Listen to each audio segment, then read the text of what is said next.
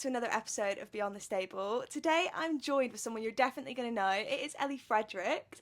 Ellie, for anyone who doesn't know you, do you want to give a little bit of background on yourself? So my name is Ellie Fredericks. Both my parents won silver medals at the 2008 Olympics. They also represented Australia in 2012 in London.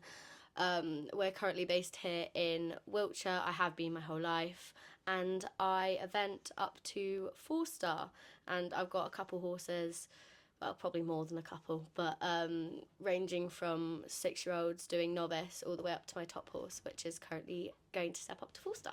Amazing. I always start the podcast by asking people to take me right back to the beginning and tell me how they got into horses and blah, blah, blah. I'm going to try something a little bit different today because I'm getting bored of that format. I want to know what, like, your main goal is at the minute. Like, what is the main thing you're focusing on right now?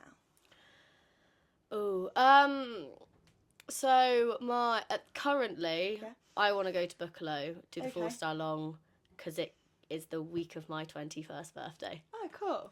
And if anyone has been to Buccleuch or heard about it, it is...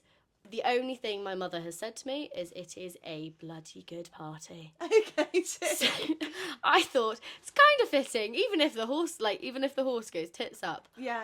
It's still going to be a good great 21st. time. Yeah. Yeah. And I also, what more could you want than, having your 21st at a horse party? Yeah. So that's the plan for your 21st. Have you got any other plans for your 21st? No. Probably not. Trying to fit anything in horse-wise. Yeah. I probably will do something with uni friends. Maybe go out, but nothing, major. Yeah. I did something... I wouldn't even say something big, but we did something for my 18th, and I was like, that's enough. I'm retired now. I guess. That'll do. How do you think your parents have, impacted that goal, I guess?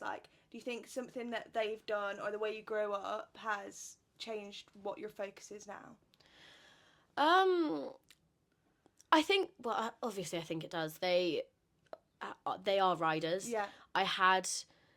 It was just so much more accessible to me. I got my first pony when I was 2. My mum and dad used to literally sit me on the saddle in front of them and go and ride around. The amount of times I used to go and jump my mum's 5-star horse, I used to take around hunter trials, a horse that had gone and won Badminton, Burghley and Kentucky. Yeah. Came back and would pop round the 90 fun. hunter trial at our local place, but then they never forced me to do anything. I think actually they'd probably both be a bit happier if I didn't do horses. My mum's very supportive now, but definitely growing up no one thought that I was going to do horses. What did they think you were going to do? I was really into acting and singing. Okay. Really into it. I did all the grades when I was in primary school. Learning an instrument? No, literally, the grades you do for an instrument, you can do it for acting as well. Oh, right, okay, yeah. And then I also did grades in singing. But I was, very into musical theatre. All my birthday presents would be to, go to London to go see a musical. Yeah. Have you got a favourite musical? I love Matilda. Fair, I've seen that one. That is a good one. Really like it. The theatrics of it is just so well done. But, yeah, so I think they have just... I think it's more in the accessibility rather than anything else. Yeah. I have my mum who trains me. I have, obviously all the facilities that we have here. And then my mum also knows so many people, so I'm able to have lessons with Dickie Wagard. Yeah. I'm, when we're walking a course, we went to Thorsby the other day and my mum was having a conversation with Gemma Stevens about one of the lines, and that... massively influenced the way that I rode the line. Yeah. And it's just been through knowing people, I think, has affected the fact, how I now ride. And I mean, my mum obviously has been to all of these events, so she influences the way, her saying, oh yeah, I like that event, I'm happy for you to go to that one. Yeah. She always had a good time at Buccleuch. We've got loads of... my mum teaches out there quite a bit, so she knows quite a few people out there. My best friend, who currently works for us, is... she lives in Holland, so she came over here, so that probably does influence it a bit as well. What's it like having a friend that works for you? Actually, it works surprisingly well. Okay. So came over sometime in 2020. Yeah. I think just before. Is she the same age as you? Yeah, a couple months older. So literally just before COVID hit, her parents sent 17-year-old girl who had never left the country over to this strange yard. Yeah. And my mother, to be fair, I don't think we weren't really that close for the first 6 months. My mother, like, when she interviewed her, she was like, "You're going to be friends with my daughter." Oh, so you weren't friends before she started working? You became No, best friends? we came Okay, the friends yeah, cool. like through working. And then so she worked for us for 2 years. She is a very, very good groom. She's also a very talented rider. So we had horses at the same level, which probably also helped. So she had a horse that she did novice up to, while my current top horse was doing the hundreds and novices. Yeah. And then she got another one that she did 3-star up to, which again correlated with trendy. And then she actually went back for a year, but still she'd come back. I think she came back 4 or 5 times over the course of a year, and she'd stay for like a week at a time. My mother absolutely adores her, so there wasn't really any way that she was ever going to get out of coming back. And then she came back for 2 weeks. My mum found her a horse, and she was like, oh, because it's, again, like me, her last year in Young Riders. So the thought was, oh yeah, you can have this horse, do your last year in Young Riders, you can come back for another year, and then she's going off to uni in September. Okay. So that's so cool. How did she, like, I know this is not about you, but how did she get that job? Like, so my mum obviously teaches out in Holland. One of the women she teaches and is actually really good friends with taught Robin and her sisters. Okay. So through that kind of connection, and then her parents just wanted her out the house to do something. Just get out. Out the house. Go Literally. away. They're like, no.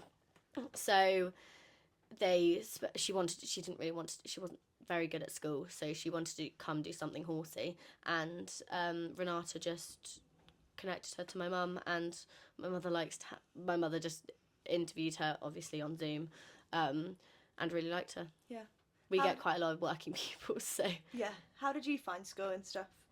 Um, Did you do drama and stuff at school as well? I did in primary school, less so so I, again, wasn't really into horses really throughout primary school.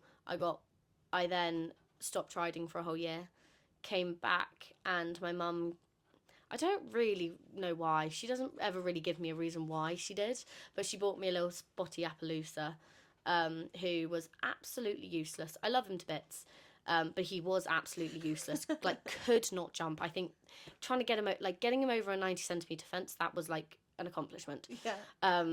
Like the definition of a kick-along pony.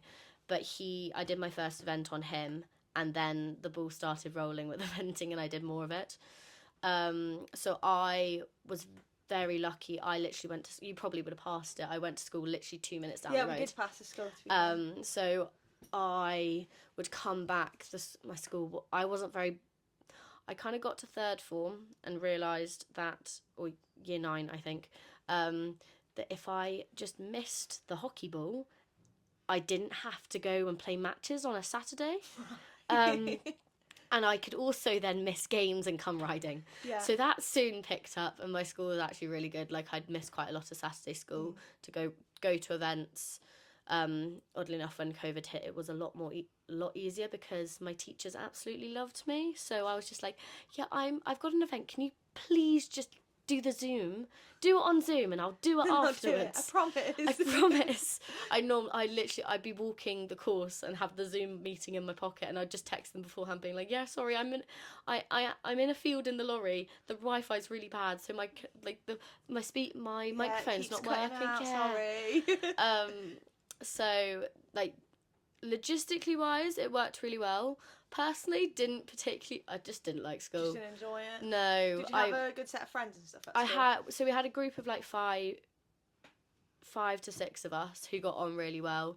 But obviously basically all of us were horsey. And there's obviously the stigma around horse girls, so I'm pretty sure everyone else just thought we were a bit weird. Right. And to be fair, we probably were. I was one of those little kids that would go round galloping. I was a strange child, so I don't really blame them. Yeah. But yeah, I didn't spend a lot of time at school. I'd go into school when I had my lessons. I actually spent most kids would come back and revise at home. I'd actually revise at school, because if I was sat in here, I would just go and ride the horses. And my mother was not very good at being like, right, you're working. Yeah. You do not. She would always come in and be like, oh, are you done? Can you come ride a horse? Ride. Do you want to go cross country schooling? The answer was always yes. Yes, I do, definitely. Yeah. Do you have like a core memory from like around that age that has influenced you now? So like something that a core memory that your mum, or a message your mum said to you, and that really stands out, and that's made you like the person you are today. Oh, does that have to be a good one? Whatever you want. I did the under-18 championships at... Actually, no, that's a lie. I have got a good one. I've got... So at the time, I was, I think, 14, and I had 2 horses, but they're both like 15-hand things. One of them was incredibly quirky. I loved him to pieces, but oh my god, was he a little shit. You couldn't jump him at home. You had to take him to different places to jump him. He was brilliant cross country, although cross country schooling he was a bit iffy. And I'm pretty sure for the first year of riding him, I would cry most times when I schooled him, because he'd just piss off with me. And my mother had no idea about any of the under-18 stuff. I didn't have a clue. We just would enter the under-18 classes because, you're under-18, just go do it. Under-18s, makes sense. Yeah, and my mum got a call randomly so I'm in the Southwest, so from the Southwest, like, under-18 coordinator, being like, we'd like Ellie to come and be on the team for the under-18 100 champs. And obviously we had absolutely no idea about what any of this was. And actually I think it was from then onwards that I got really into like all the under-18 stuff. I met so many of my friends through under-18s. Like one of my best friends, I literally met her at the training camp that we did. Like she was one of the first people that I met. And it's just, I think through that, that's what my passion, or how my passion for eventing like really came in. Yeah. Thankfully it did go well, which probably helped, although the weather was absolutely miserable. Of course it was, we're in the UK. I know, but this was the middle of summer. This was like the end of July, but anyone that goes to Frickley, I don't know what it is, whenever we went for 2 years, and it was the first year it just pissed it down on the Sunday.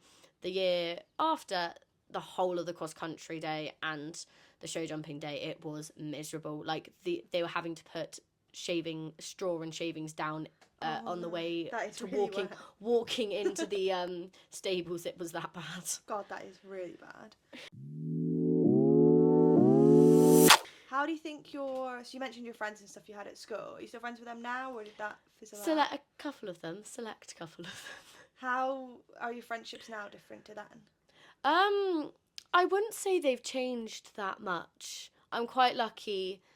Like I'd always say we've all changed as people, but it hasn't really affected the way, like how we get on with each other. A lot of it, I think, is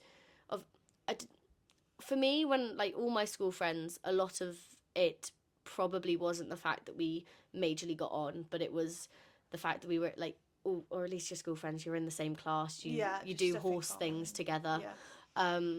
So I think a lot of our friendship is based off of nostalgia and how much we know about each other.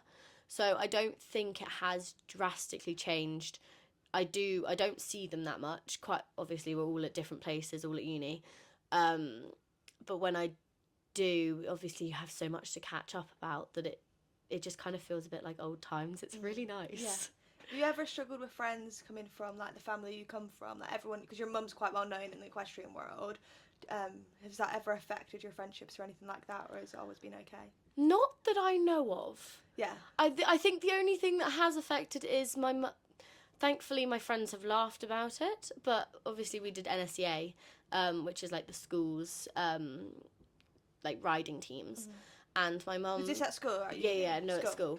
My mum teaches, or used to teach them. Right. And some of the things... My mother... I love my mother, but she can be quite brutal when she teaches, especially when she gets to know you well enough. Yeah. And two of my friends based their horses with us as well. So my mum would teach them most days.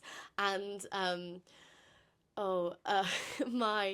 my mother told one of my friends, and she found it funny, it's a running joke, but she told her to stop riding like a spastic starfish.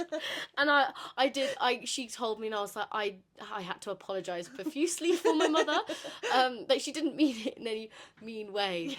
But I did think, I was like, maybe she might actually run in the opposite direction and never talk to me again, but thankfully it was okay. But no, I think, well, you say my mother's well known. I think she's well known in the older demographic. So people my age, a lot of the time, or at least I find a lot on my Instagram, people don't really know who she is. Yeah, I feel like I know her probably not from like how talented she is. I know her from like teaching influencers. Yeah. It's how like if I thought of your mum, I'd think of her like teaching like Megan Elphick and people like that. So I think a lot of people, younger people, would know her through that. Obviously, I know she's incredibly talented, and that's why these people come for lessons with her. But yeah, that's not straight away what pops into my head. No, which is really bad. But I suppose it's just an age thing. Yeah. So we, again, went to I dragged my mother along with me to the pony mag big day out, because I had to do it, or they asked me to do a demo. I was like, I've never done a demo on my own. Please come with me. And actually, it was really nice. One of the mums came up. The kid like took a photo of me, and the mum like started chatting to me and was like, I know my kid's obsessing over you, but I'm looking up and I'm like obsessing over your mum. And I was like, please go say that to her, because like it doesn't happen that much anymore. And I actually think she finds it quite nice. Yeah, I can imagine. Speaking of demos, because you brought it up, you are going to be doing a demo with us at Harmony Events, which I'm so excited about. You and your mum are going to be doing like a cross-country style demo. Obviously, it's in an arena, so we'll see. Oh, don't worry, that doesn't stop her. Doesn't stop, she's got full plan. But yeah, I'm really, really excited to have you there. Guys, if you haven't heard about the Harmony event, it is on the 22nd of June at Bury Farm. There's an amazing lineup, so there's a dressage demo, a show jumping demo, and obviously a cross-country demo. There's also meet and greets and loads of other stuff going on as well on the day. So head across to atlanticharmonyequestrian.co.uk and make sure you get your tickets, because I know you're going to absolutely smash your demo. You're so good. How did the demo go at Pony Mag? Really well. Well, my mother, if you come, you'll find out. My mother likes to, she just likes to play every single time at the end. I will jump a big fence. Whack it right up. Oh my god, you say that. So we took our little 14-2 pony stallion. Yeah. And it was fine. Like, I'm used to jumping him big. He's jumped like we jumped him 145. We take him to stallion shows, and obviously jump him quite big, see what he can do. And I kid you not, my mum whacks up this fence, and it's about 155. It's bigger than him. Oh, I seen a photo actually on your Instagram. I think of you jumping that. Oh like, yeah, Jesus Christ. Yeah, that one. Especially because you were on a little pony as well. I was like, oh my god. That one quite understandably blew up when you've got something smaller than itself jumping something larger. But no, he's pretty cool. He's actually just been sold to Ben Dunning, who runs Roselle Stud. So he's going to go be a show jumper. Oh, exciting. I think they're going to try and get someone who can still is in ponies, go do a couple like big shows on him. So my mum's very excited about that. She's told them that she wants to be she wants to follow him around, which is so cute, because obviously he's a homebred. You mentioned you're homebred there. Do you ever struggle to sell them? Oh, yes. Oh my god, trying to sell horses at the moment is a pain in the arse. So obviously you do, but most of my mum's business is buying and selling. Yeah. Buying? I should say that, no. Buying and selling is... All of it in we've got a new one at the moment, but I kid you not, we've gone through 3 failed vettings. Oh god. And it was like some of them were x-rays, some of them were like actual things that they picked up on the vetting. Oh, it's just a pain in the arse, and no one seems to be wanting to come and try anything. Yeah. We've got a really cute little Connie in at the moment. Well, hopefully when this is released it won't still be with us. But literally just haven't had any interest. And it's like, it's sweet, it's easy, it's a Connie. You'd think like they're not asking much money for it. Yeah. A lot of we x-ray all of our homebreds, because obviously you don't vet them when you don't buy them, so you don't vet them when you buy them. So we tend to try and get all of ours x-rayed at least before they come, or like when they're like 3. It's just, it means that you then just know about anything. Yeah. You'd hope like a lot of like the imperfections when they're born should be sorted out at stud. Whether they are or not is a different matter. But we try and x-ray all of them before, like, especially if we're thinking about selling them. But then again, all of ours, or most of ours, I don't know what it is about them, but they all seem to be a bit quirky. I've got one that is, oh my god, does it jump? Like, it went round 5 novices double clear last year, but it went and did its for, if it gets a sub 40 in the dressage, it is a win. Yeah. It doesn't do dressage.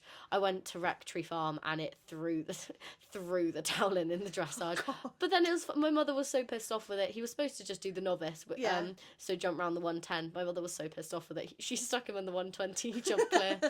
So I got off if that doesn't get its act together, then I might try and sell that as a show jumper. But no, just trying to sell anything is a pain in the arse. Yeah. Is there like anyone that you've got like really attached to and your mum's been like, right, it's time to sell this one, and you're like, no? My little chestnut, the quirky thing. Oh my god, that took me a while. I think it was because he was so quirky and because I got so stressed over him whenever we did anything that I then just developed an emotional attachment to it. So I think my mum, he broke himself a couple times, took ages to come back into work, but did come back into work successfully. He won his first intermediate, although it did take us 3 years to get there. But yeah, my mum had been saying for like the last 3 months or so that she wanted to sell him, and it got to the beginning of the next year and she was like, we need to sell him, like, you're getting too big on him. But that took me a while to get over. To be fair, it took us a while to find him a home because obviously we were very cautious of who to sell him to. But thankfully he's actually out of the country, so I don't have to see him. Not to worry. When you buy horses in, do you get them in from like England or Ireland? Where do you get them? Or just a bit of a mixture? Bit of everywhere. So one of my other top horse we got from Holland, but that was only because he actually, again, my mum taught her. He came here to be sold, and he was really suited to what I wanted at the time. Yeah. My mum's advanced stallion had or has retired, so he was the one that I used to do all like my big show jumping on. And this is a proper jumper, so I was like, I don't care if it can't do flat work, as long as it jumps, then I'm fine. Then that's fine. But yeah, we've had some over from Ireland. My mum has got a contact out there, but she's less. It's just since Brexit, it's so expensive. Yeah. So it just seems to be everywhere at the moment. All we seem to be doing is going to like around Tweedledown, like southeast Sussex area. I don't really know why. Maybe because my mum thinks that it's closer than going up to like Leicester, but I don't actually think it is. But yeah, no, literally everywhere. Yeah. Has it always been eventing for you? Like, because obviously that's your main thing. Was that just the natural kind of route, or no, it has. Was there thought? Always been eventing. Dressage was always boring. I don't like show jumping, thanks to that chestnut thing. I'm liking it more now, but no, poles come down. That's too much for me. Too much pressure. And even as a little kid, I would literally, my mum used to tell me off all the time because I'd come down, I'd somehow I'd like find whoever was the newest person and didn't know that I actually had to tack up the pony myself. I'd go up to them and be like, can you please help me tack up my pony? I can't do it myself. And they'd obviously, like, little child, of course they can't tack up the pony. And I get on it, I do one length of, like, one long side of walk, pick up canter, and just canter around the arena. I didn't have any interest in flat work. I just wanted to go fast. So hence the cross country. Is that your favourite phase out of the three? That's the only reason if you're doing eventing and you're liking one of the other two phases more, just go do that. Especially if it's show jumping, because there's a hell of a lot more money in it than there is eventing. But no, cross country is like definitely the passion. Just like especially if you get something that is a bit more, like if there's a combination that's a bit more tricky, or actually makes me think, like, what could I do, and then you get through it, or even then you have something to ride. Yeah. And like the idea, I don't know, maybe it should scare me more than like poles falling down, but the idea of a show jump coming down, that's crazy to me. It scares me a lot more than like, I'm like, well, if I miss at the fence, worst thing, if it's a table, all they're gonna do is bank it. Yeah. If it's an upright, most of the time they have pins on anyway, so they can come down. Yeah, fair. My brain does not work like that at all. I'm like, rotational.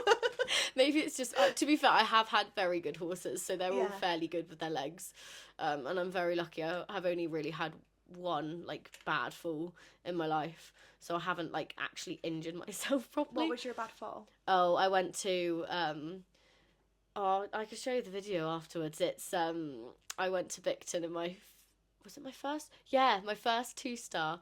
And I got about 3/4 of the way home.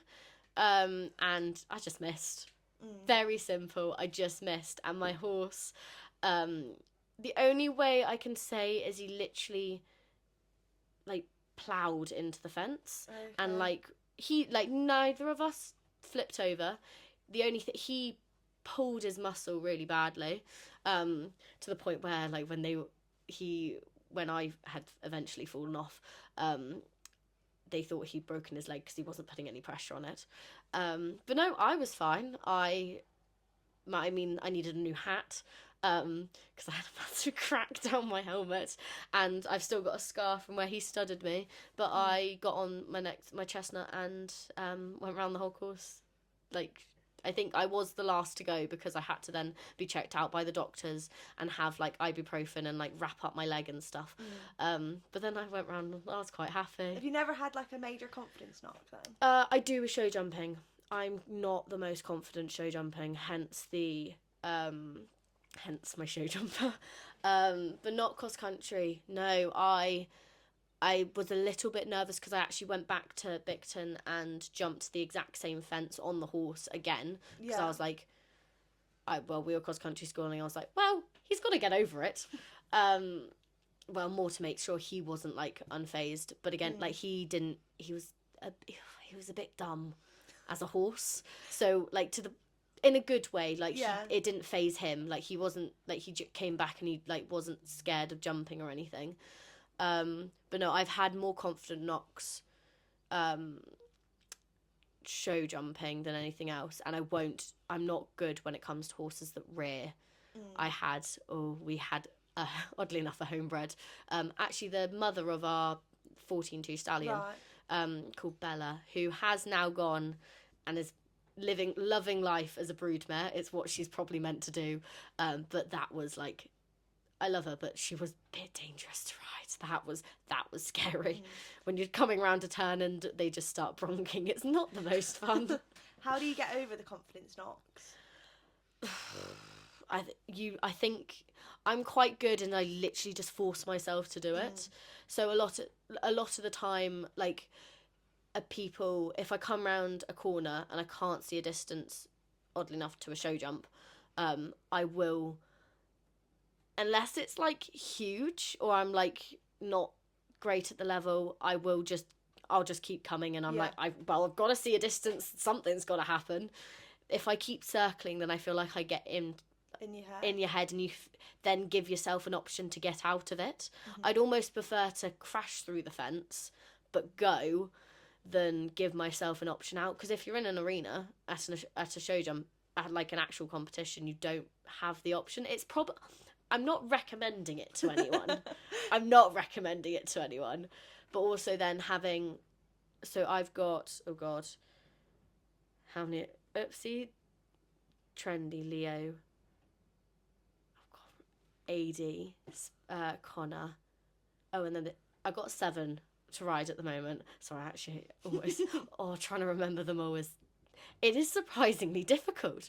I suppose if you haven't out and in and out and in. Yeah, well, also there are some that are just a bit forgettable, which is I feel a bit mean. I feel a bit mean saying that, but they are. Or plus they all move stables. Normally I just go round the stables, like remembering which ones are mine and which ones aren't. But then now we've got 2 where all of our stables are full, so everything's kind of shifted, because obviously the geldings have to come into the barn with the stallion and the mares have to go out the back. Yeah. But yeah, it's helpful I've got enough to ride, so if I'm riding one badly, or my mother says I'm riding one badly, which normally I am, I'm not.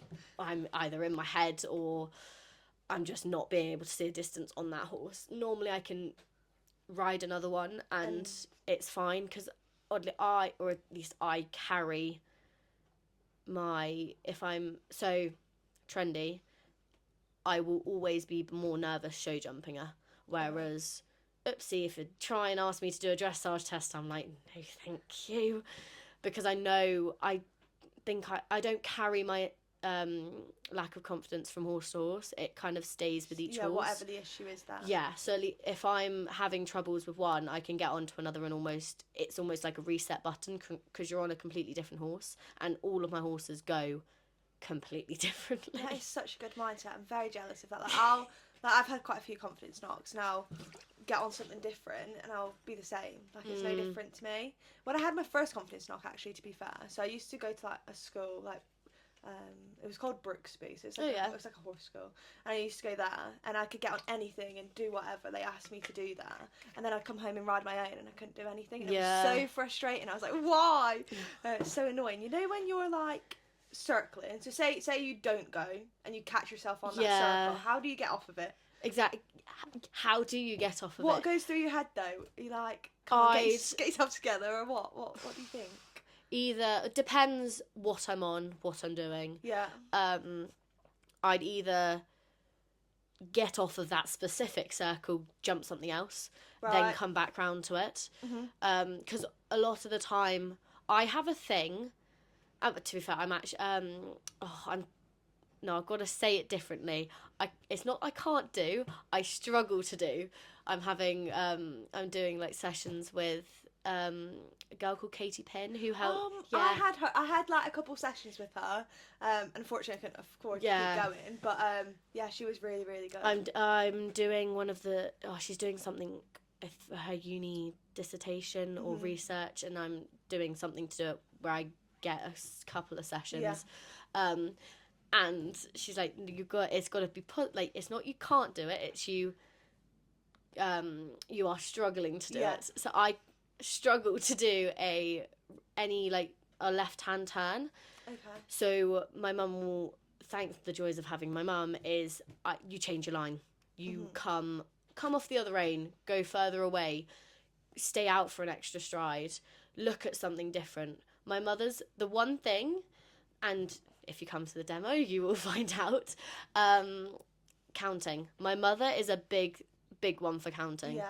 Because and I stand by it. If I stop counting, I can't see a stride. Yeah. If I count, I can normally see a stride. I'm not saying it's guaranteed. Helps you breathe as well. If you stop counting, I'm not breathing. Exactly. Especially if you have to count out loud, then you definitely are breathing.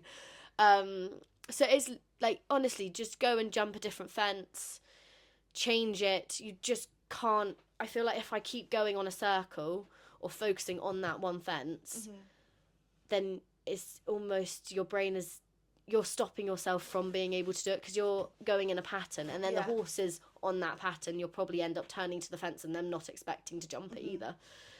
Yeah, that's good advice, to be fair. Oh. I think I'll take that forward too when I'm schooling later at home. What is your favourite equestrian memory? Have you got like a top one? God, that's a bit of a loaded question, isn't it? What is my favourite equestrian memory? Like, absolutely. Anything you want. Oh, could be God. from years ago, it could be recent. Just what's the first thing that pings into your head when you think that was a really good time, or that was a good day, or really liked that event? Ooh. No,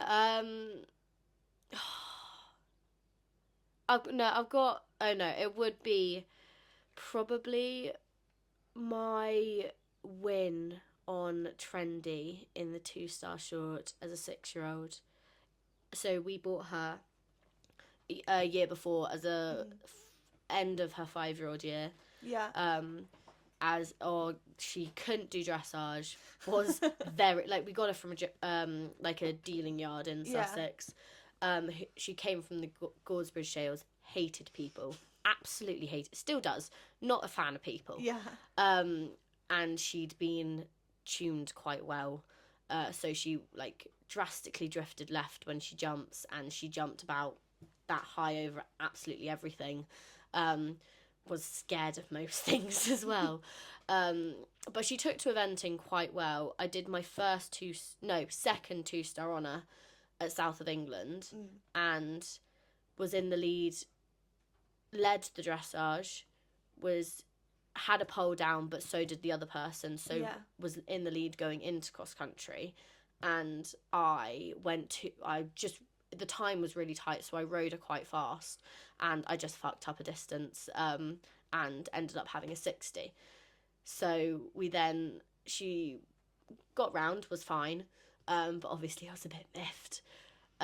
Came back, did a couple more novices, went out and did Bicton 2-star. Yeah. Basically was in the exact same position. Didn't lead the dressage, but jumped clear show jumping, and as we know, show jumping is not my favourite thing. And to be fair, she struggles with it as well. Yeah. And thankfully it was only a 2-star, so it was only over 2 days. We did the dressage and show jumping on first day, and the cross country was the second day. I did not let anyone show me. I was like, do not tell me what position I'm in, because I knew I was in 5th after the dressage. I knew I was in 5th, so I was like, I don't know how everyone else is going to show jump. I don't want to know. Yeah, I don't want to know. I up until the point where I literally entered the start box, I didn't know. And then did he say it over the channel? Yeah. So thankfully so there was a moment of panic, but it was fine. My mother was like, it's fine, you just focus. What place were you in? What did they say? First. So I was going into the I was the last one to go. Actually, to be fair, out of coincidence, just everyone ahead of me had gone first. And my mum was like, focus on what you're doing and just give her a really good ride. And she came back inside the time and won. Yeah. But she was also, because she was a 6-year-old, and the level for 6-year-olds is 2-star, so she also won the highest place 6-year-old as well. But it was just because I'd had, I think, everything leading up to it. And it was the first time that I'd actually been in a position of pressure, well, a little bit of pressure, and been able to kind of push through any sort of like negative thoughts and worries, and actually been able to focus fully on what I was doing. Yeah. And then there was a very good party afterwards. My mum took they did the Saturday, the 2-star on, I think I did the first 2-star, which was Thursday, Friday. Friday, Saturday. So we finished on Saturday. And my mum took the horses home, and I stayed with a friend. So we got to, one of my other friends drove me back in her car the next morning, and I rocked up, and Mum was like, "Ooh, you're looking a bit rough." And I was like, yeah, but it's okay, because I didn't throw up on the way back, so it was fine. I get very car sick as well, so Not a good combo. No, the amount. Oh no, we've had some rough experiences with cars and alcohol. Oh God. Have you ever gone out competing hungover, or like had like a lesson or something? I've done both. You've got a story. The competing was less of an issue. One of our really good family friends that had her 21st birthday the day before I did a BU 100, but it was fine. It was only for me, it was only a BU 100. It was okay. And the horse was actually probably better. The fact that I didn't ride very well. And my mum, I also was very lucky because I had like a 4-hour gap between my dressage and my show jumping. We took our little lorry and I just slept in the front.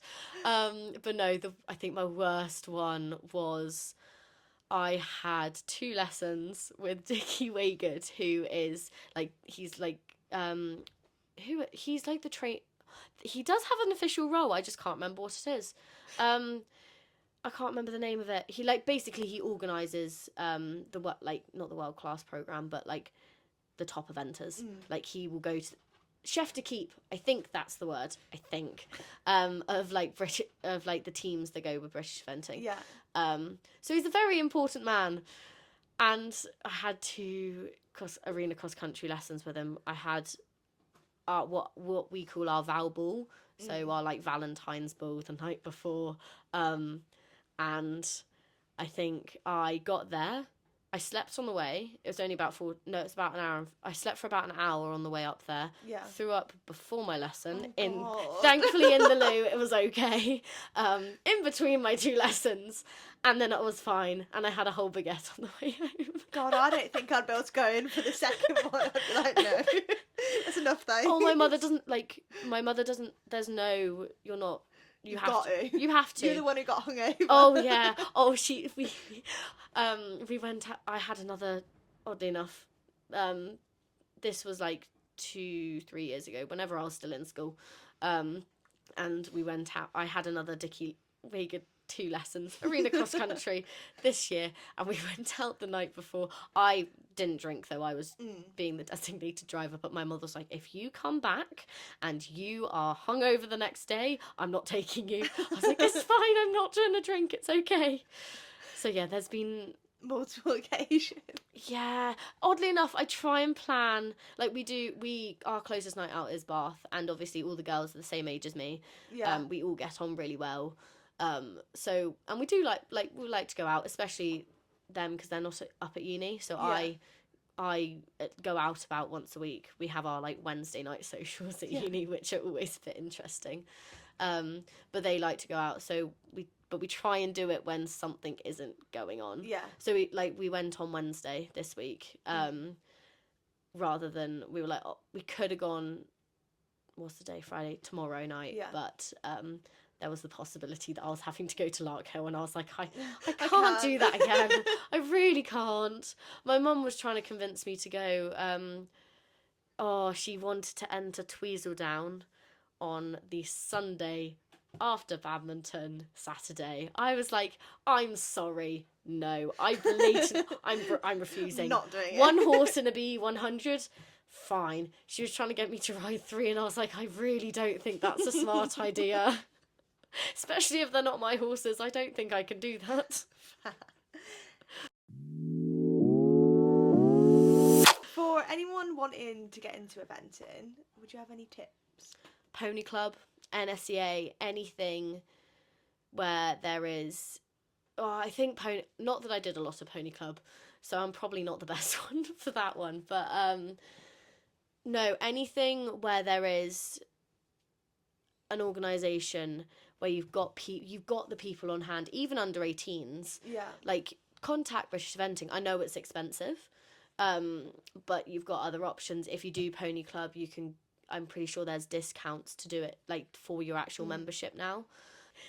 But no, pony club's probably a really good option because obviously quite a lot of people do it who aren't horsey, like, or whose families aren't horsey. Yeah. And then they have some really good opportunities. Like, I'm pretty sure the pony club champs, like, I've seen some of the courses, they're bloody huge. Yeah. And it's also quite a good, like, a lot of them, they go round B tracks. Cotswold Cup's always good, and even just talking to anyone you can. Like if you manage to go to badminton or Burley, it's a bit ambitious, like trying to talk to the actual people that are competing, but anyone from British eventing, everyone just wants to help.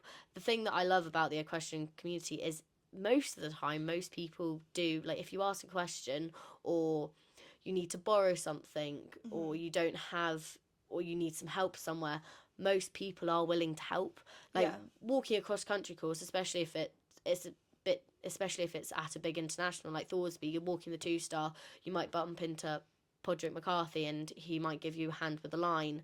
Like everyone is very willing to help, which I think is, I don't think it's quite the same as other sports. I was quite surprised, like going around speaking to eventers. So we spoke to Lawrence Hunt the other week, who's actually doing the demo as well, guys. He's in the show jumping one, so again, get your tickets.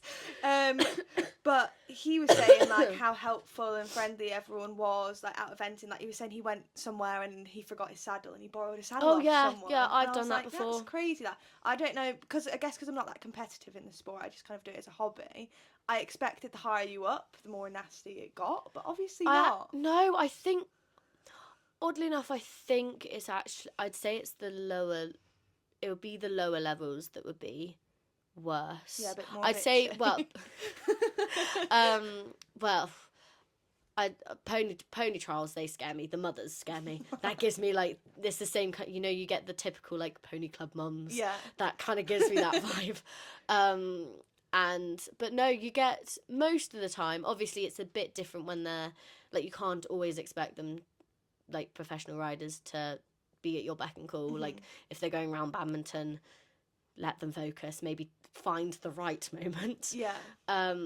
But, like, even if you're at badminton and you're walking your course, if you have, like, a question, there's at least someone you can ask. Yeah. Like, you're walking the course, you spot one of the 5-star riders walking theirs. If you have like something that you really don't know what to do, I'm sure they're going to give you an opinion. They might not be the best opinion considering they don't know you or your horse, but they are willing to help. I've again forgotten a dressage saddle and borrowed someone random's. It's, everyone does really want to help. I think it's the fact that because, or at least I know it's an individual sport, but we do a lot of we do teams, and obviously we are technically in a partnership with our horse. I think because you don't have you're relying on something that is so unpredictable, the fact you kind of almost need everyone else to be as helpful as possible. And that's so nice for me to hear, because the reason I set up Atlantic Harmony, so the reason the harmony's in the name, is because, well, firstly because you work in harmony with your horse and stuff, I feel like that's a given, but I feel like the secret little meaning behind it, which people don't always realise, is I've experienced, and I feel like a lot of people have probably experienced at some point, the equestrian world not being the nicest place to be, and the people not always being the nicest, so that's why I set the company up. And then I've brought the event side into it, so I can get people like you and your mum and like Lawrence and Millie and whoever else is doing the demo that are happy to share their knowledge as well, which is so nice. And it's so nice to know that you actually want to be there and you want to share your knowledge and you want to help people out as well. And I think actually it's not, the problem isn't going to be, like, the professionals aren't the problem. Like, most of them have not come from easy beginnings. They know exactly what it takes and the amount of hard work it takes to get places. It's normally the people that either don't really have a horse, they do a little bit of horse riding. The people that would normally sit behind their screens and comment would be the worst people. Sadly. And a bit of a weird one. I don't know how you're going to feel about this, but we put a question box up on Instagram. And you might have heard this before, but a lot of the questions and a lot of the comments and stuff we were getting in there is about you being someone's idol and how you were their idol and stuff. How does that make you feel when you hear that? It feels weird. I mean, like at 20-year-old, you're like someone's idol. That's see, to me, I don't understand it. I don't feel like I'm particularly special. I don't like, I'm a human being. I make mistakes. I have my own problems. Maybe it's because, like, I wouldn't say I have a lot of idols myself, which probably would be why I find it so strange. Like I understand it, and like I'm more than happy to help people. I like get the occasional like well, we were at Thorsby and someone was like, "Oh, can my daughter come take a photo?" I was like, "Yeah, of course, more than happy to." But like I think it's because I look at everything quite analytically. Like I wouldn't have someone that I don't necessarily look up to any of the top riders. I think some of them are very good riders. I'd like to learn from them. I'd study them, see what they do. Yeah. Like any of their training methods. If I like anything, I will implement it in my own. Probably the person that I'd look up to the most would be my mum, but that would probably just be because of how hardworking she is. So I think it might be that is the reason I find it so strange. Like the idea of idolizing someone that's essentially the same as you. Like I am just a human. Especially I find it odder when it's people that are older than me. Right, okay. That I find, well, it's not strange, but it is a bit, I'm like, you're older than me, you have so much more experience than me, you're going to be a hell of a lot better at a lot of other things than I am. Yeah. And yet, like, they still come up and they're like, oh my, like, you're inspirational. I'm like, Thanks, but I don't see it. Thank you. Like, it's lovely. Yeah. It's a bit harder when I can kind of understand, like, any person that does social media, you do actually get quite a lot of it. Like, it's quite a common thing for people. Like, if they're going to say anything, that's kind of what they'll say. Yeah. So I hear it a lot more on social media, hence like if someone says it, I'm like, oh, thank you, that's like, it's very nice. If someone comes up to me in person, I'm more taken back. Yeah, I'm like, it's different. Oh my god. Well, because it's, I don't know, when you actually see like an actual person, they're like, oh my god, you're Ellie Fredericks. I'm like, oh, that's an actual person. That's actually quite cute. Yeah.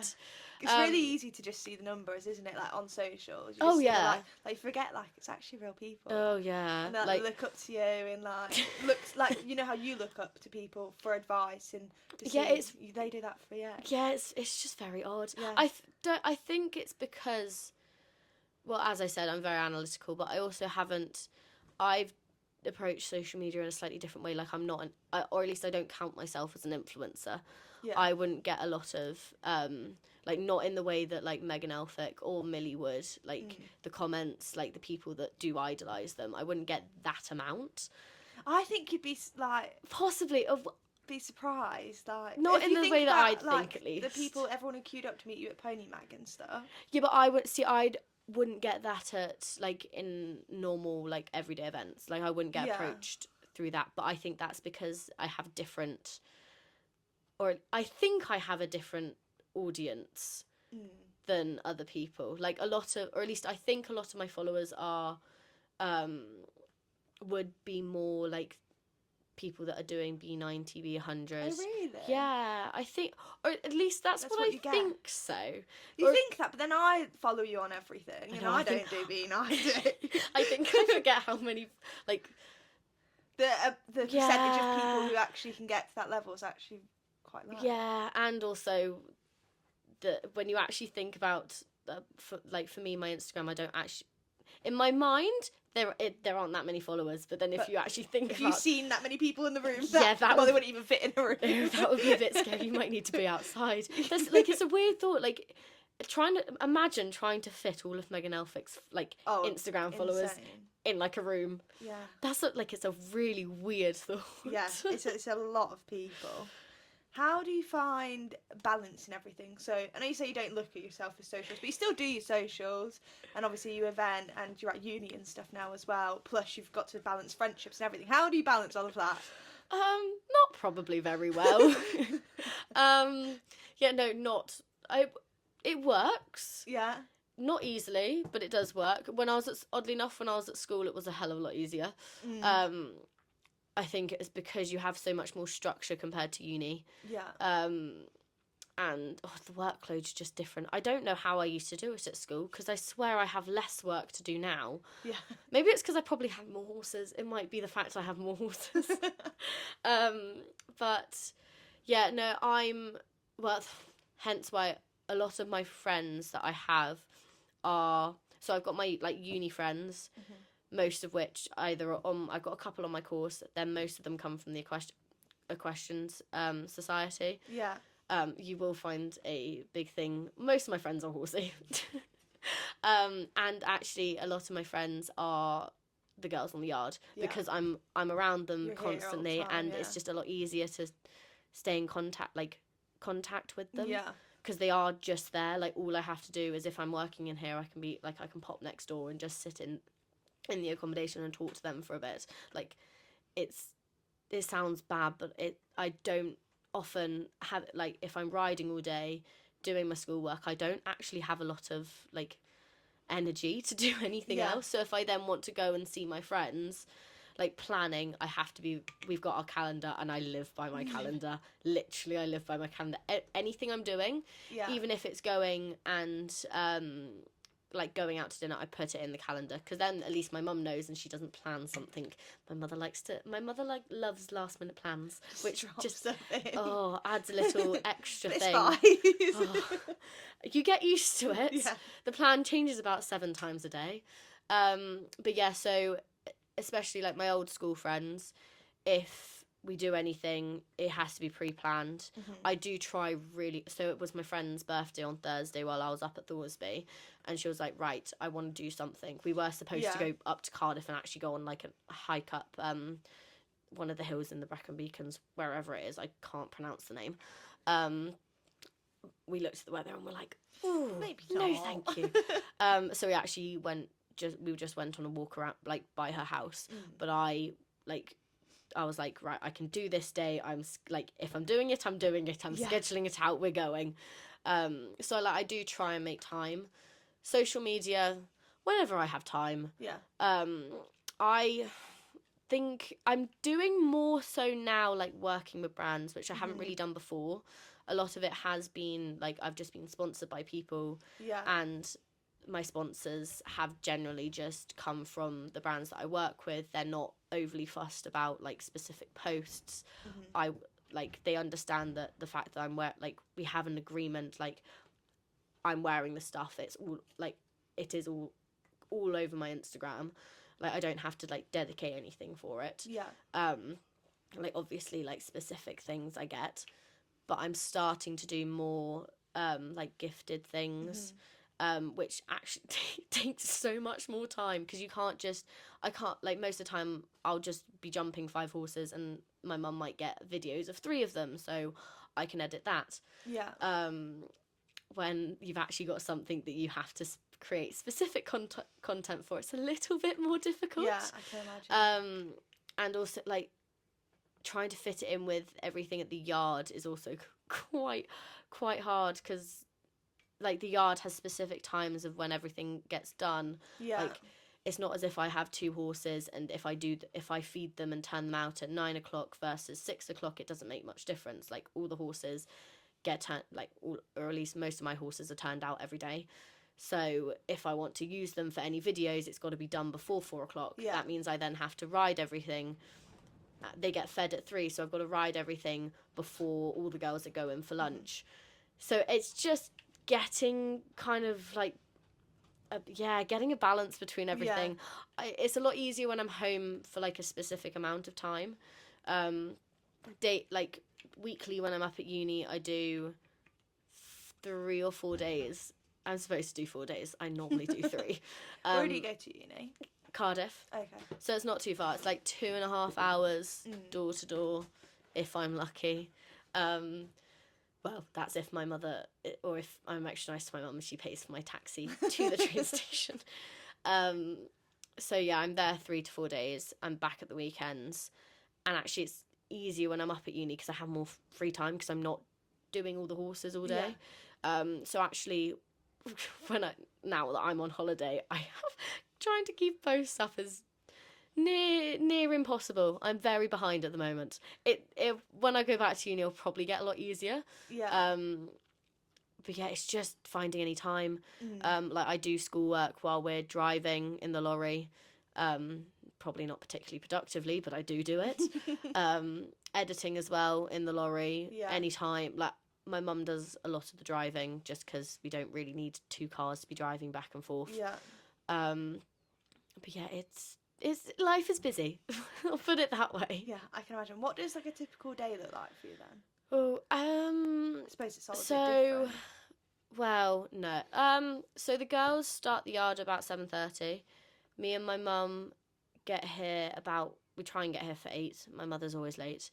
If I drive my car here, I'm normally here at 8. If my mother drives, we're normally here about 8:15 because she has to have a cup of coffee in the morning. Yeah. Has to have a cup of coffee. She did try 5 days without caffeine. That did not end well. And then it's literally just start riding.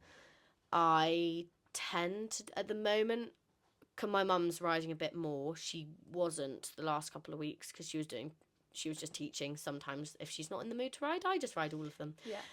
She is now at the age where she does get that privilege. If she doesn't want to ride, she doesn't have to. So I'll ride between 4 to 5. It's quite relaxed at the moment. Before I went to uni, there were days where, it was between 9 and 12 horses. That was a bit much. Yeah.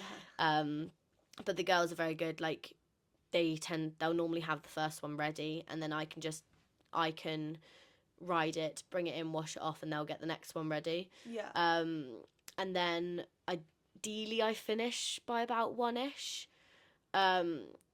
Sometimes if we get everything ridden by 12, we'll then go away somewhere in the afternoon. Otherwise, if I finish by 1, which hasn't been a lot recently, we've been doing too much stuff, but if we finish by 1, I'll have lunch, and then I'll come in and work for a couple hours.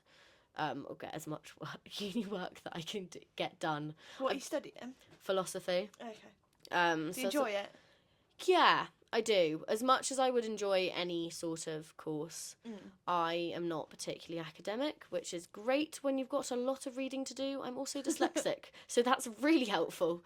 But yeah, I try and get as much done as possible, and then go home, and I'm promptly asleep by like 9:30, 10 o'clock. I am not a late person at all, especially if I've been like doing stuff during the yard. I sleep a lot. I am a very good sleeper.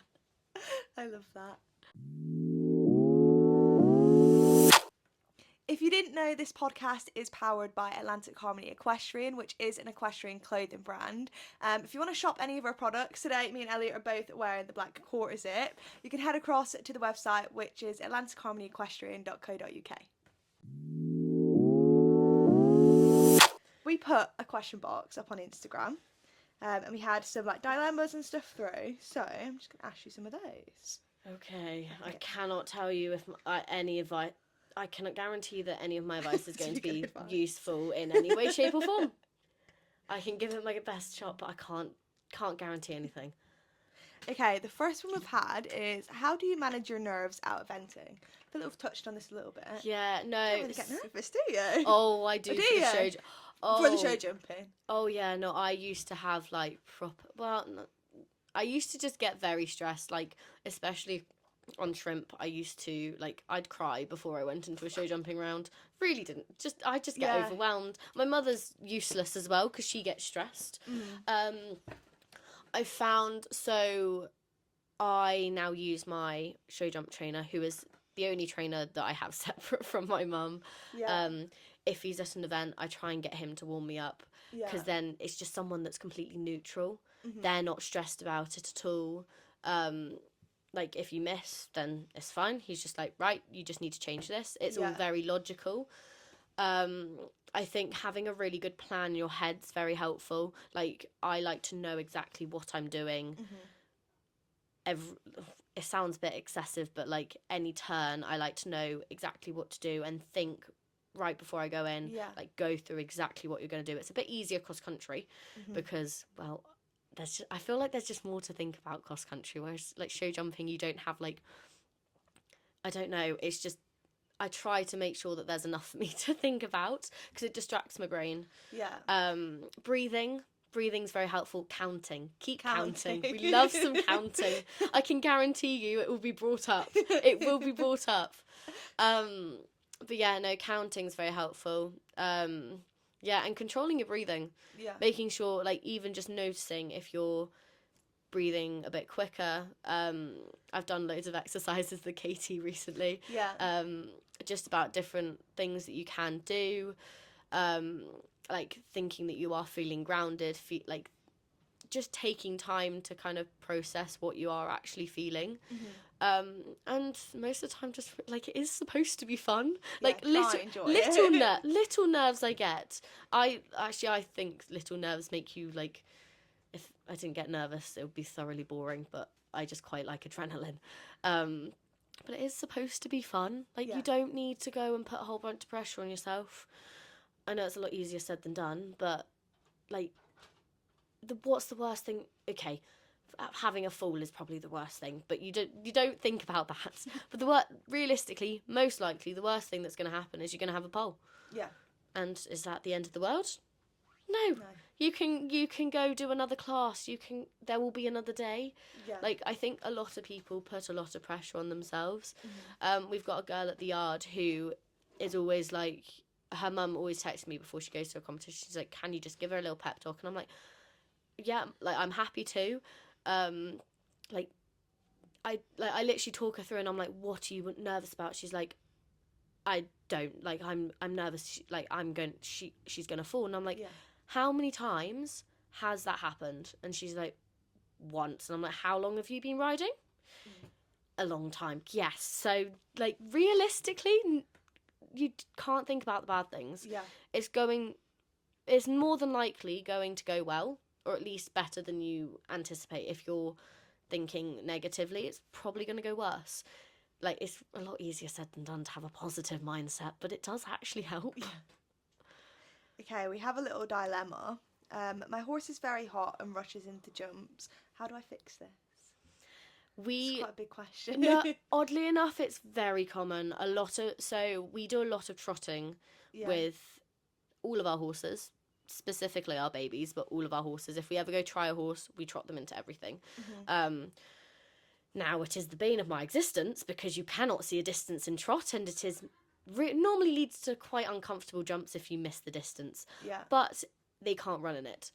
We also do a lot of cantering round to a fence and not jumping it, but coming and just doing a progressive transition down to trot and then halting in front of the fence. So it's not that they think that they're stopping, it just means when you come around the turn, they can't, instead of running into the fence, you're actually saying, no, you've got to stop, you've got to do your transition. Rein back's really helpful. Anything to just get them thinking. Canter poles into a before and, like, you can have a canter pole before and after. Trot poles into a fence. There's lots of, like, little things you can do. You've just got to keep trying different things. How do you find spending so much time with your mum? Because you've got the horses together. Oh, that's a fun one. Every time someone asks me this, I'm like, I love my mother, because I do love my mother. But I think it's gotten better since I've gone to university, because I'm not spending 24/7 with her. When I was here for my, like, gap year, it got a bit much, just a little bit sometimes. And no, I'm sure she'll say the exact same thing about me. I am very annoying, and I find her very annoying, but then I'm very dependent on her. So it's a really weird balance, because I'm like, when she annoys me, I feel bad for her, because when I get stressed in a warm-up, I'm like, I get really annoyed with her and I want her to go away, but then as soon as I'm like, no, you've got to come back and help me. I don't know what to do. So it's slightly difficult. It's just like living with someone constantly, and as much as I don't probably want to admit it, she is right most of the time. Not all the time, most of the time. Sometimes I do get the upper hand. But no, it is interesting. I wouldn't change it for the world. I mean, I don't really know what I'd do without my mother. She drives me to events. She does everything for me. I'm slowly starting to get to the point where I feel like I can go to an event on my own without my mother, especially because I can now drive the lorry. But no, it is interesting. There's definitely been some shouting matches in the arena. I feel so bad for anyone that comes in the lorry with us, and we have again, it has gotten better, but there used to be, Robin, my best friend from Holland, would literally get out the lorry and be like, "Don't do that.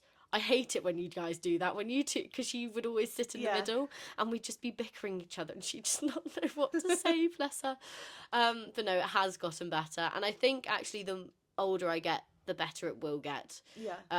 But no, we now get, like, I speak to my mum 3-4 times a day when I'm at the uni. I'm like, what are my ponies doing? I really need to know. No, I feel like every mother-daughter is the same, to be fair. Like, me and my mum do the horses together. We both work from home. Like, we're just on top of each other all the time, and we're always bickering. But it's like it's the same as like the poor girls in there's 6 of them. They live together, they eat together, and they work together. Yeah.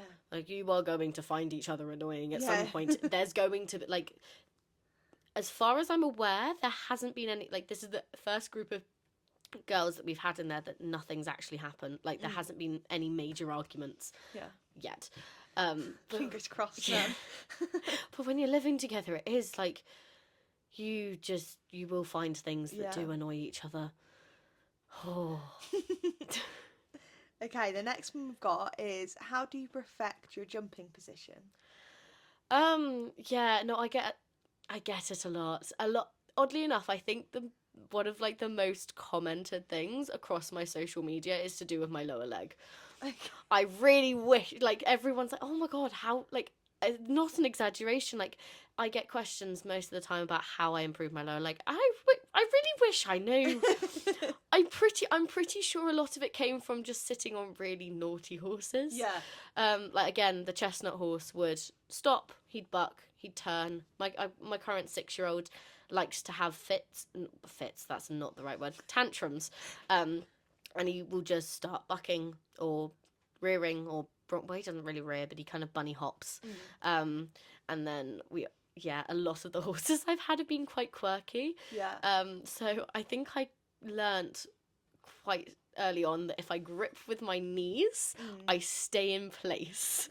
So that's kind of how it started. And then obviously, as I've got, like, ridden better horses, I kind of, like, I've got quite strong legs, so my heels, I can, like, release my knees. I don't grip with my knees. And yeah, no, I am actually quite proud of my jump position. It's the one thing I do really like, because I'm like, at least in photos, if my horse doesn't look good, I'm actually quite happy with how I look. Like, it's not always the case.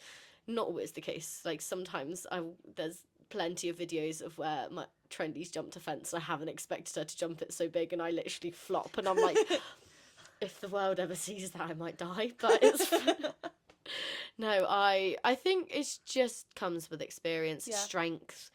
Pilates, I've gotten really into Pilates. Have you? Yeah, I've only done, like, 2 sessions so far. Really into it. Not joking. I know, I'm basically a professional at this point. But no, I think anything to do with strengthening your body, like, even if Pilates is meant to be really, really good. But, like, strengthening yourself off the saddle is as important as on the saddle. Yeah. I think the fact that I have ridden, even my mum mentioned it today, like, I jump a lot of different horses. So I think it does just come with building strength, sadly. There isn't really an easy fix. Do you do anything else other than Pilates to build strength? No, I probably should. You are riding. My mother keeps wanting. My mother really wants me to start running, and my knees just don't do it. Yeah. Anytime I run, I get shin splints and, like, my knees puff off. It's really concerning. How do you get fit enough for the cross country then? Just riding all the horses?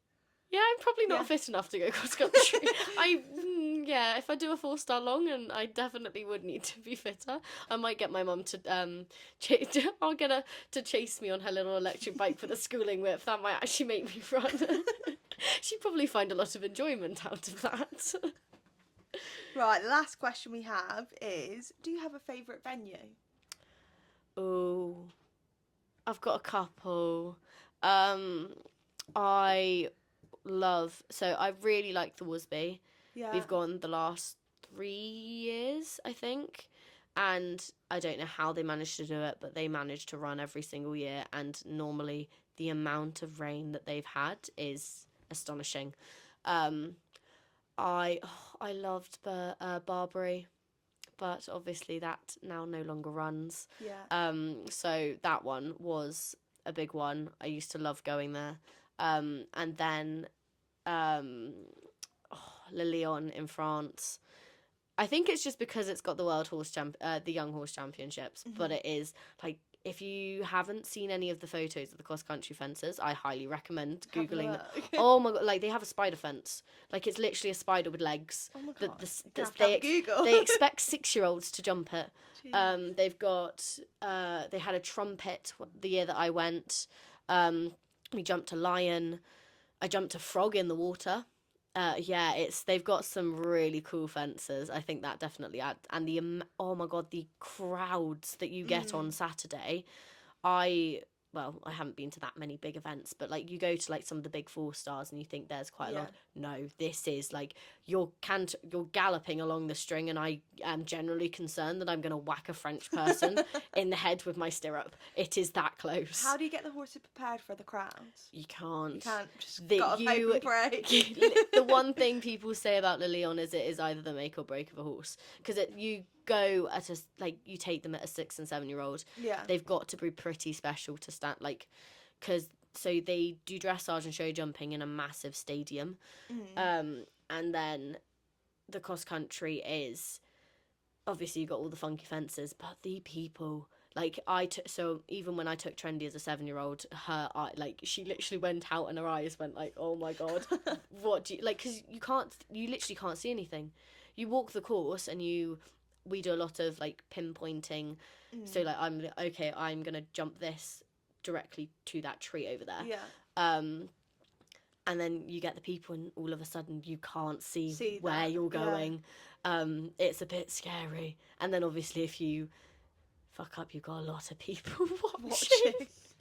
But no, it's a really cool event. Really cool event. And they do, they have the party on the Saturday in the massive house. Like, they did the trot up last year in front of the house. Yeah. It's just gorgeous. And it's very fun if you're a groom. You do, or at least Robin probably had a lot more drinking than I did. I don't think there was a night that she didn't go out and drink. But it's just got a really good atmosphere. It sounds really good. One question I like to ask everyone, and we've kind of touched on it like throughout the podcast, but the podcast is called Beyond the Stable, so I like to ask everyone, what do you do outside of horses? Oh, I really wish there was more that I did outside of horses. No, you've listed loads throughout this, so Pilates, going out on your uni nights out. Yeah, going out, really, really good thing to do. No, to be fair, I am actually quite into philosophy. So I do read things outside of... Yeah. To be fair, I probably did more of it when I was in my gap year, when I wasn't studying it.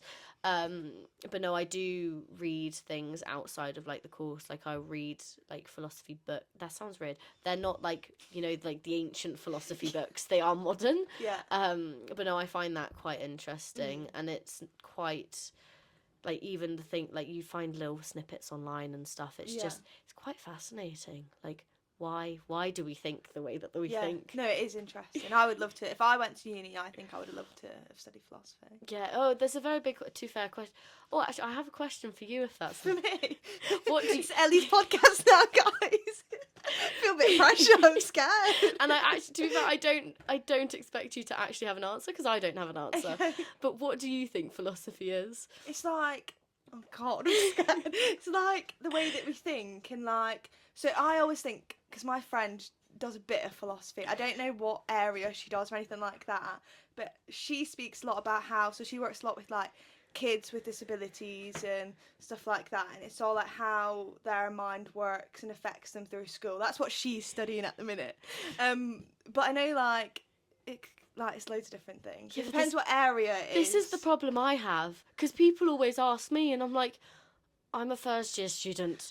I have Google it. I don't know. I don't know. I actually don't So have. what would you say it is? No, but that's my. I don't know because there's. I don't even know what I'm studying. No, but like there isn't really. I can give you what I'm studying exactly. But there's so many little different. Yeah, like but then pathways. if I start saying like epistemology and metaphysics, people are like, huh? And I'm like, well, you asked me what it is. That's technically what it is. Yeah.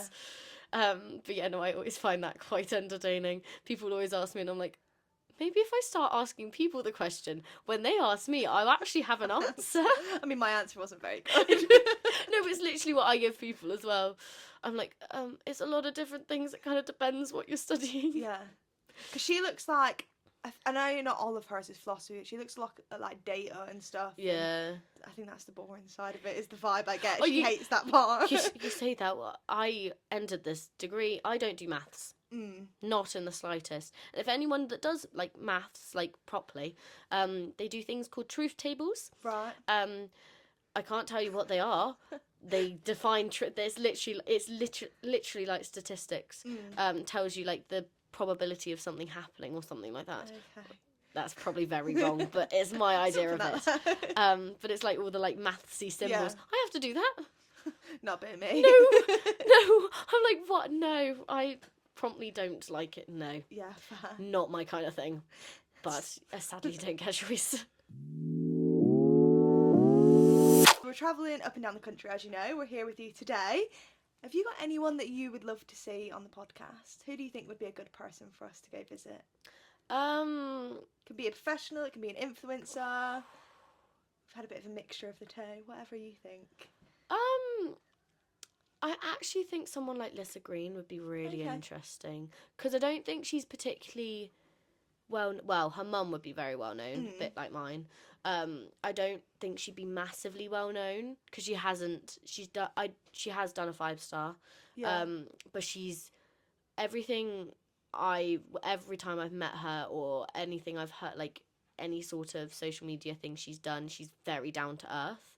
And I think she's just very different to quite a lot of the eventers out there in a really nice way. Like I'd say she's quite old, like she's adopted quite a lot of her mum's methods, and then obviously she's got the same kind of dynamic between her and her mum. Yeah. Or I think Izzy Cook would be quite interesting because like I just like young ride, like anyone that's like me, like doing young riders. Yeah. I always find it quite interesting. And also